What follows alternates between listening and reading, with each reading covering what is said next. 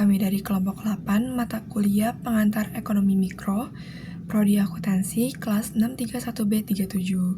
Di sini kami akan mempresentasikan mengenai analisis perilaku konsumen dan produsen dalam teori ekonomi mikro, analisis studi kasus konsumsi mahasiswa dan usaha jus segar barokah. Sebelum itu, perkenalkan saya Salma Gumidia dengan NIM 63251309. Dan di sini ada teman-teman saya. Perkenalkan, saya dengan Julia Ananda dengan NIM 63251418. Saya dari kelas 631B37. Perkenalkan, nama saya Aulia Zahra dengan NIM 63251348. Teori perilaku konsumen.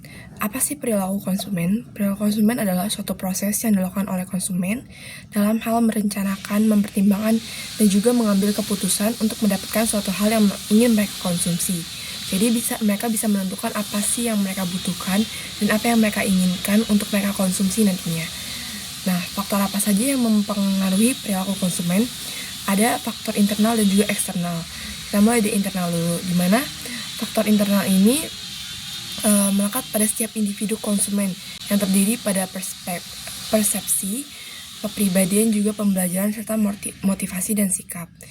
Dimana di sini pun konsumen bisa melihat apa yang mereka inginkan dari dirinya sendiri. Yang kedua, faktor eksternal dari konsumen. Apa saja sih yang termasuk dalam faktor eksternalnya? Yaitu terdiri dari demografi, keluarga, kelas sosial, dan referensi kelompok, di mana konsumsi mereka itu bukan hanya dari dirinya saja, tetapi juga melihat dari gejala sosial yang ada dan dipengaruhi oleh kebudayaan serta lingkungan yang berlaku. Nah, sebelum itu, apa sih perilaku produsen? Perilaku merupakan perbuatan atau tindakan yang dilakukan oleh seseorang, sementara produsen adalah orang yang bertanggung jawab dalam mengawasi produksi untuk menciptakan komoditas yang akan dijual kepada konsumen. Jadi, perilaku produsen adalah tindakan yang dilakukan produsen dalam memenuhi kebutuhan dengan menghasilkan produk-produk menggunakan biaya minimum dan juga memanfaatkan faktor-faktor yang ada di sekitarnya. Selanjutnya, apa sih peran produsen dalam ekonomi? Yang pertama, sebagai penyedia barang dan juga jasa. Di sini, produsen menciptakan barang dan jasa yang sekiranya diperlukan atau pun yang diinginkan oleh konsumen. Selanjutnya, sebagai penyedia lapangan kerja. Jadi, selain memproduksi barang-barang, produsen juga membutuhkan orang-orang untuk membantu mereka dalam memproduksi barang tersebut. Maka dari itu, terciptalah lapangan pekerjaan, sebagaimana orang-orang tersebut nantinya digunakan untuk memproduksi barang-barang yang akan disuplai. Selanjutnya, yang ketiga, sebagai penggunaan sumber daya. Jadi, produsen ini memproduksi barang-barang itu menggunakan sumber daya yang ada, yang bersifat alamiah maupun buatan untuk menghasilkan barang-barang tersebut.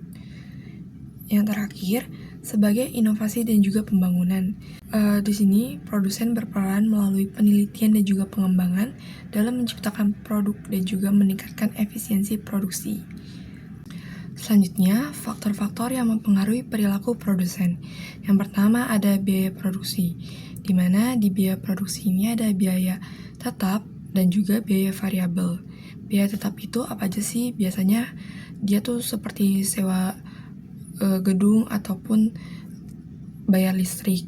Nah, biaya variabel itu adalah biaya yang berubah-ubah dengan menyesuaikan produksi seperti bahan baku dan juga upah tenaga kerja.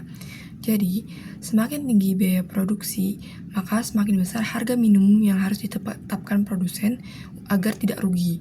Nah, produsen juga akan menentukan jumlah produksi pada tingkat biaya yang paling efisien untuk mendapatkan keuntungan. Yang kedua, ada teknologi.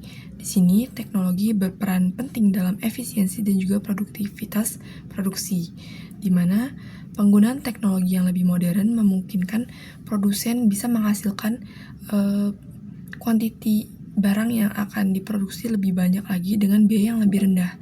Nah, dengan biaya produksi yang menurun, produsen itu bisa dapat keuntungan ataupun menurunkan harga jual yang lebih kompetitif di pasar.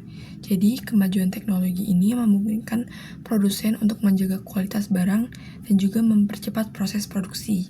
Nah, yang ketiga ada sumber daya dan juga bahan baku. Di sini, ketersediaan sumber daya dan juga bahan baku itu mempengaruhi keputusan produksi.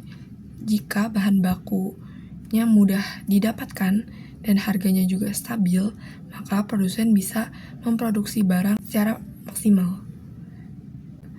Nah, sebaliknya jika sumber daya yang akan digunakan untuk produksi itu mengalami kelangkaan dan juga harga bahan baku yang naik, maka produsen tidak bisa memproduksi barang secara maksimal gitu. Yang keempat ada tenaga kerja. Nah, tenaga kerja ini merupakan faktor produksi utama dalam kegiatan produksi karena mereka inilah orang yang akan memproduksi barang-barang tersebut. Jadi, ketersediaan tenaga kerja dan juga kualitas tenaga kerja tersebut yang terampil dan juga produktif itu dapat meningkatkan kualitas dan juga kuantitas barang yang akan diproduksi. Nah, untuk upah tenaga kerja juga mempengaruhi biaya produksi.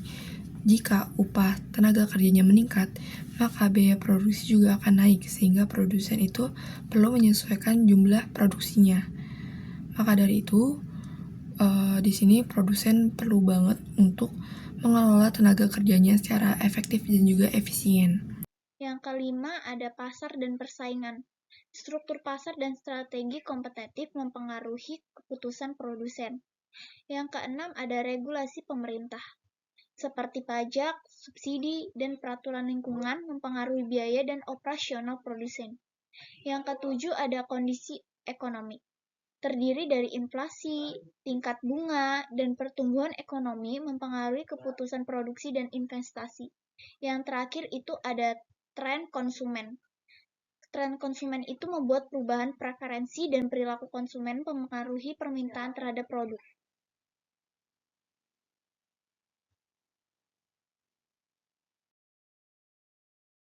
Selanjutnya yaitu ada keputusan produksi dan penetapan harga, yaitu diantaranya satu, volume produksi.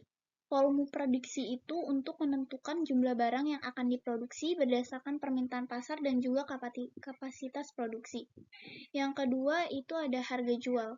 Harga jual itu menentukan harga yang kompetitif namun menguntungkan untuk produk. Yang ketiga itu ada strategi pemasaran. Strategi pemasaran itu berfungsi untuk merancang strategi dalam mempromosikan produk dan meningkatkan penjualan. Yang terakhir itu ada inovasi produk. Nah, inovasi produk ini berfungsi untuk mengembangkan produk baru dan juga meningkatkan produk yang sudah ada untuk memenuhi kebutuhan pasar. Konsep utama dalam teori perilaku produsen. Yang pertama adalah fungsi produksi. Fungsi produksi menunjukkan hubungan antara input, tenaga kerja, modal bahan baku, dan output yang dihasilkan. Contoh sederhana, Q sama dengan F, L, K. Q sama dengan jumlah output, L sama dengan tenaga kerja, K sama dengan modal. 2.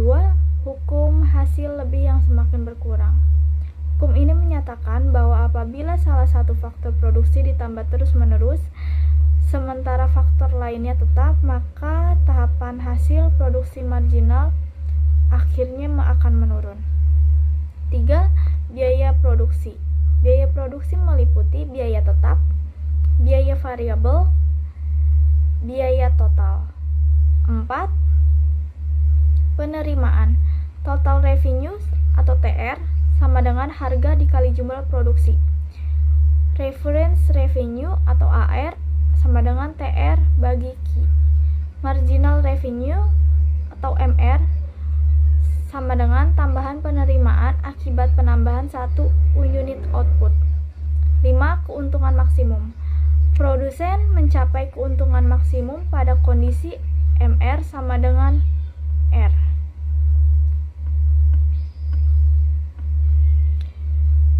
Contoh kasus perilaku produsen. Sebuah usaha kecil jus segar barokah milik Bapak Budi memperoleh dan memproduksi dan menjual jus jeruk setiap hari. Usaha ini beroperasi pada pasar persaingan sempurna sehingga harga jual ditentukan oleh pasar. Dalam satu hari produksi diketahui data berikut, yaitu biaya tetap, fixed cost atau FC, yang harus dibayar Bapak Budi sebesar Rp40.000, meliputi sewa tempat dan listrik. Biaya variabel atau variable cost atau VC untuk memproduksi jus jeruk adalah Rp4.000 per gelas yang mencakup biaya buah jeruk, gula, dan plastik kemasan. Harga jual jus jeruk di pasar adalah Rp8.000 per gelas. Jumlah produksi yang direncanakan berkisar antara 0 sampai 6 gelas per hari. Bapak Budi ingin mengetahui pada tingkat produksi berapa usahanya akan memaksimalkan keuntungan atau meminimalkan kerugian. Jadi untuk jawabannya adalah biaya produksi Q 1, 2, 3, 4, FC-nya Rp40.000, FC-nya Rp4.000, Rp8.000, Rp12.000, Rp16.000, TC-nya Rp44.000, Rp48.000, Rp52.000, Rp56.000. Untuk mencari TC itu, kita FC ini ditambah dengan VC, jadi hasilnya akan ketemu. Yang kedua adalah penerimaan total. Rumus mencari penerimaan total adalah TR sama dengan P kali Q. P-nya adalah 1, Q-nya adalah 1, P-nya adalah 8.000, maka hasil TR-nya adalah 8.000. Q-nya 2, P-nya 8.000, hasil TR-nya adalah 16.000. Q-nya 3, P-nya 8.000, hasil TR-nya 24.000. Q-nya 4, P-nya 8.000, TR-nya 32.000. Yang ketiga adalah keuntungan profit. Profit sama dengan TR dikurangi TC. Untuk yang pertama adalah TR-nya 8.000 dikurangi dengan TC-nya 44.000. Profitnya maka kita dapatkan hasilnya yaitu minus 36.000. TR-nya 16.000, TC-nya 48.000, profit yang akan didapat adalah minus 32.000. Untuk TR-nya 24.000, TC-nya 52.000, profit yang akan didapat yaitu 28.000. TR-nya 32.000, TC-nya 56.000, maka profit yang akan didapat adalah minus 24.000. Kerugian paling kecil pada Q4 yaitu dengan 24.000 total profit yang akan didapat. Yang keempat adalah analisis. MR sama dengan MC. MR-nya yaitu kita dapatkan 8.000, MC-nya 4.000. Karena MR lebih besar dari MC, kesimpulannya produsen akan terus meningkatkan produksi hingga MC mendekati MR untuk memaksimalkan keuntungan atau meminimalkan kerugian.